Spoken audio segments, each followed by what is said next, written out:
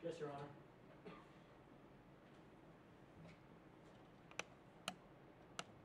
May I proceed? Yes. Can you please state your name for the court? Of course. If I use my real name, I'm afraid I might get killed. So for this case, I had to use the alias Mickey Keenan.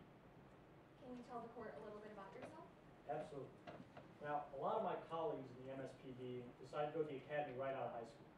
Me, I chose to join the U.S. Army Special Forces and as an intelligence sergeant, where I traveled all across the world training with allied militaries and counter-terror operations, as well as intelligence collection. After 8 years in the service and my honorable discharge, I decided to come to Midlands and work as an undercover police officer. What is your job at the Midland State Police Department?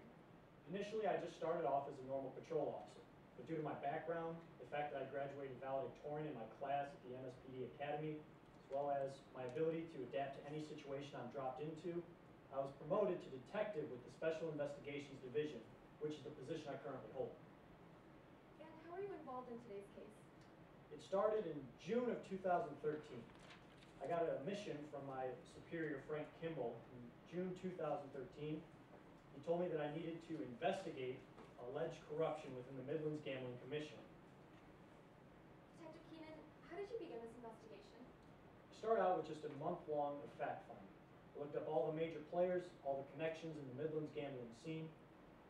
Then I was able to get a position as an auditor at the Midlands Gambling Commission. This gave me unprecedented access to Chase Covington, his emails, his phone calls, as well as the meetings that he was able to set up with those looking into getting a new gambling license. Is Chase Covington in court today? Yes, he is. And could you identify him? Absolutely. Chase Covington is seated over there with the greenish blue shirt. Let the record reflect that this witness has correctly identified Chase Covington. Record will do so. Did you ever notice anything out of the ordinary during this undercover investigation? Initially, no. But then in February of 2015, while I was giving Covington his morning briefing, he got a phone call from Avery Bancroft. She said on the phone, "I'm putting together a proposal, and I'd like you to hear it to, grease the wheels." Objection, Your Honor, to hearsay as to the statements of Avery Bancroft. May I respond? Your Honor, under Rule 801D2E, we are asserting by a preponderance of the evidence, meaning more likely than not, that Chase Covington and Avery Bancroft were engaged in a conspiracy that led to the offer and acceptance of a bribe. Therefore, that qualifies both Chase Covington and Avery Bancroft as co-conspirators. So under Rule 801D2E, this is not hearsay and this is admissible. May I respond, Your Honor? On the 5th page of the relevant case law to today's trial, which you have been attended to your bench, there is a case law, State v. Owens. Now, while they are correct in their exception, it does say at the end that they must be able to introduce independent evidence that proves there was a conspiracy, not just witness testimony. So unless that testimony is provided later, unless more of the testimony is provided throughout this trial, all hearsay statements by Avery Bancroft can still be stricken from the record. I'd like to bring that to the court's notice, and with that, I stand on my argument. Thank you. As the court understands the law, the evidence can be laid out. The court can reserve its judgment as to whether or not to include or exclude the extent of it. And I will do so. Yes, You Your may Honor. proceed. Can you please state your last answer for the court? Well, so I was giving Covington his morning briefing, and then he actually got a call from an Avery Bancroft. She said on the phone, "I'm putting together a proposal, and I'd like you to hear it to, grease the wheels." Did you know Avery Bancroft prior to this phone call? Yes, I did. In my month-long of fact-finding, I found out that Avery Bancroft is actually a local casino owner of the Black Bear Casino, and that she would have wanted to go and get a new gambling license. However, most of my dealings with Avery Bancroft came through her executive assistant, Corey Hyde. Now, I saw an opportunity in Hyde, so I decided to recruit her as an informant to specifically let me look into the emails, wear a wire at meetings, and then set up meetings between Chase Covington and Avery Bancroft. How many meetings were there? There were 3 in total, the first of which was on March 31st, 2015. Can you tell us about that first meeting? Absolutely. Now, this one was just going to be Avery Bancroft, Corey Hyde, and myself. I was representing the Midlands Gambling Commission, and so it was my job to hear Avery Bancroft's proposal for a new gambling license, and then report my findings to Chase Covington. What did you discuss with Chase Covington? When I talked with Covington about Avery Bancroft's proposal, he seemed very against it initially. But he told me that he could be persuaded. Can you tell us about that second meeting? That one was on April 13th of 2015. I knew this one was going to be a really big deal because Chase Covington, Avery Bancroft, Corey Hyde, and myself would be meeting in a private suite of the Black Bear Hotel and Casino. Security was tight, and so I couldn't get my informant Corey Hyde to wear a wire, and I actually had to call an outside source, Devondale Sesto, to confirm this meeting happened with all the players there. How did this meeting begin? It started with just Avery Bancroft, Corey Hyde, and myself seated in that private suite, and then Chase Covington entered shortly later with a old black briefcase. What happened next? Chase Covington got the chance to sit down, listen to Avery Bancroft's proposal, but then Chase Covington started asking questions about money. And that's when Avery Bancroft said, "It's always about the money with you." And there was a pause in conversation. They were staring at each other. And that's when Avery Bancroft made an offer. What was Avery Bancroft's offer? I didn't want to break the silence or put any words in anybody's mouth, so I took out a pen and a napkin, and I slid it over to Avery Bancroft. She then took the napkin and wrote, "Yes equals $150,000, and then slipped it over to Chase Covington. Would you recognize a copy of this napkin if I were to show it to you today in court? Yes, I would.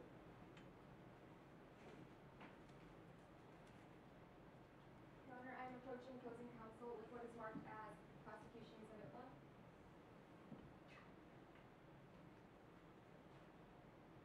No objections to the authenticity of the document, Your Honor? Thank you. Permission to approach the witness. May- And would Your Honor like the courtesy confirmation? Detective Keenan, can you tell the court what I just handed you? Yes, this is the napkin in which Avery Bancroft made an offer to Chase Covington at the April 13th, 2015 meeting. And is this a fair and accurate copy of this napkin? Yes, it is. Your Honor, I now move to admit Prosecution Exhibit 1 into evidence. Objection to hearsay, Your Honor, if I may be heard. Yes. Opposing counsel is attempting to prove, for the truth of the matter asserted, that this here, this napkin, is containing an offer given to opposing counsel, or given to Chase Covington by Avery Bancroft. The document itself would contain hearsay if we utilize it for the truth of the matter. Your Honor, as I mentioned before, any statement made by Avery Bancroft is thus far admissible, and we have the remainder of the trial to prove that there was a conspiracy between Avery Bancroft and Chase Covington. The court would also note that the witness has testified that he observed the writing and the exchange, so the court will admit states one. Yes, Your Honor. Yes, sir. Detective Keenan, how did Chase Covington respond to this? Well, Chase Covington took a look at the napkin, then he smirked, looked at Avery Bancroft and said, "I don't think you understand what kind of position this puts me in." Then he slid the napkin back over to Avery Bancroft. How did Avery Bancroft respond to this? As you can see here, Avery Bancroft crossed off $150,000 and wrote $250,000 underneath it. She then took the napkin and slid it back over to Chase Covington. How did Chase Covington respond to Avery Bancroft's new offer? This time, Chase Covington just took the napkin and put it in his pocket. How did the meeting end? Well, it ended when that bellhop that I called, Devondale Sesto, came in to bring in room service. But as she walked in, Chase Covington saw her, and then, completely surprised and exasperated, threw up his arms and said, "You ordered room service? I thought this was a private meeting." And then he stormed right out. Did you see Chase Covington again that day? I ended up getting an email from Chase Covington on April 13th. Would you recognize a copy of this email if I were to show it to you today? Yes, I would.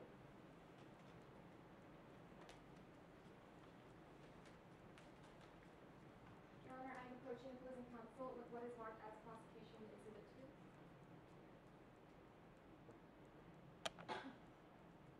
No objection to the authenticity of the document, Your Honor? Permission to approach the witness. And would Your Honor like a courtesy copy? Thank you.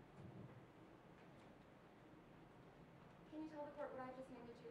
Yes, this is an email that was from Covington at midlandsgambling.gov. That's Chase Covington's email to myself, keenan@midlandsgambling.gov. And is this a fair and accurate copy of this email since you have last seen it? Yes. Your Honor, I now move to admit prosecution exhibit 2 into evidence. No objections, Your Honor. No objection being made, it is admitted as states two. What does Chase Covington say in this email?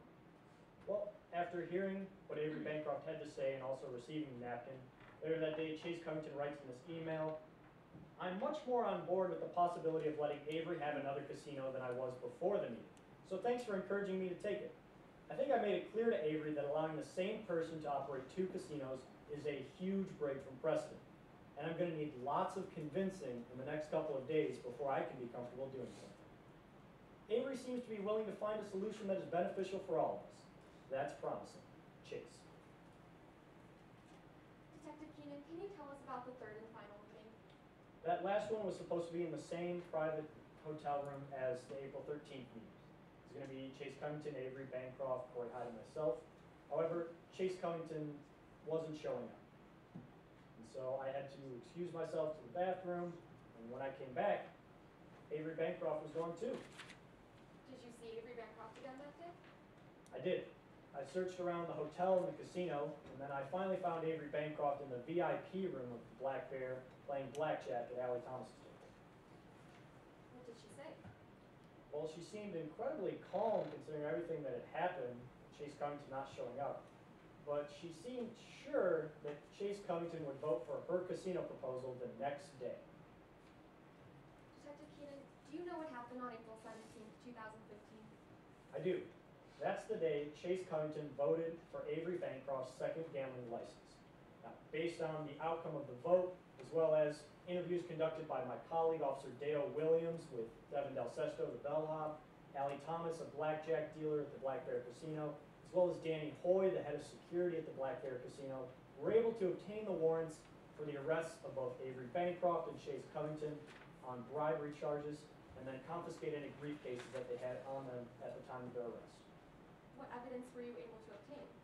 Well, we found a black briefcase on Chase Covington's person, as well as video evidence from the casino floor showing Avery Bancroft and Chase Covington enter into what's called a security blind spot, both carrying black briefcases, and then Chase Covington leaving that blind spot with a black briefcase. Objection, Your Honor. Testifying to facts and not in evidence. Finding yours. Right. No such video has been brought in front of this courtroom for the jury to view and make their own decisions and opinions on what the video contains. If opposing counsel would be willing to submit this video, I'd be willing to sit down and allow everyone to view it, and then we can testify too. Response? Your Honor, this witness has testified that this was one of the pieces of evidence that he and the Midland State Police Department obtained as part of his investigations. Your Honor, if I may respond? If this is a piece of evidence that the police department acquired throughout their investigation, I believe it would be especially probative to see it in courtroom today if they're going to testify.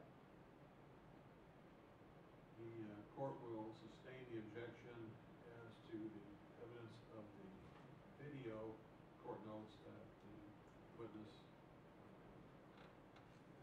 noted that there was a time that the parties involved were in a area where video was not present, and we certainly can comment on that. Yes, Your Honor. Yes, Your Honor. Were you able to obtain any other evidence? Yes, we were able to obtain the warrants to search the homes, offices, and cars of both Avery Bancroft and Chase Covington. In Avery Bancroft's office, we were able to find $100,000 in cash in a safe behind a painting. In Chase Covington's home, we were able to find a copy of his bank statement for the month of April. Would you recognize a copy of this bank statement if I were to show it to you today? Yes, I would. Your Honor, I'm approaching opposing counsel with what is marked as prosecution exhibit 3.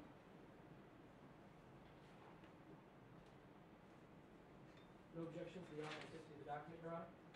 Permission to approach the witness. Okay. Your Honor. Thank you.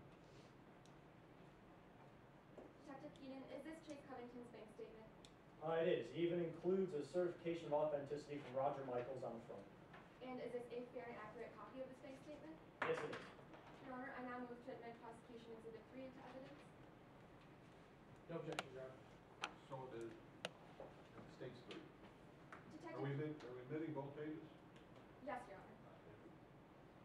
Detective Keenan, did Chase Covington make any large deposits on this bank statement? Yes, Chase Covington made a large cash deposit of $200,000. When was this large cash deposit made, $200,000 by Chase Covington? It was made on April 17th of 2015, the same day that Chase Covington voted in favor of Avery Bancroft's casino proposal. Your Honor, at this time, I have no further questions. Thank you. Permission to approach the witness and the evidence to the bench. Yes. Thank you. Cross. Yes, Your Honor.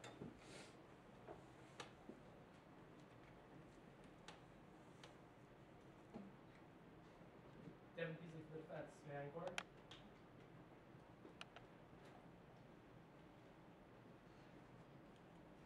You had been working with Chase Covington for almost 2 years by the end of this investigation. That's correct. And throughout your investigation, you hadn't seen anything illegal going on for the first year and a half. That's right, there hadn't been any proposals going through the MGC, so there's nothing really to report on. Now, I'd like to talk to you now about Corey Hyde.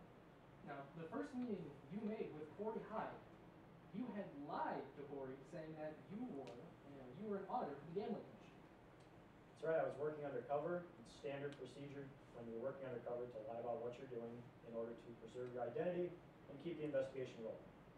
So you lied to Corey Hyde to get Corey Hyde to agree with you, then use Corey Hyde as your informant? Yes, that's standard practice. All right. On top of that, now, in the conversation you mentioned on direct, where you heard Avery Bancroft mention the phrase, grease the wheels, you have no idea what that's referring to. It's referring to Chase Covington listening to Avery Bancroft's proposal, which is what Avery Bancroft said. Okay? So, let's follow one more point I wanted to ask you about.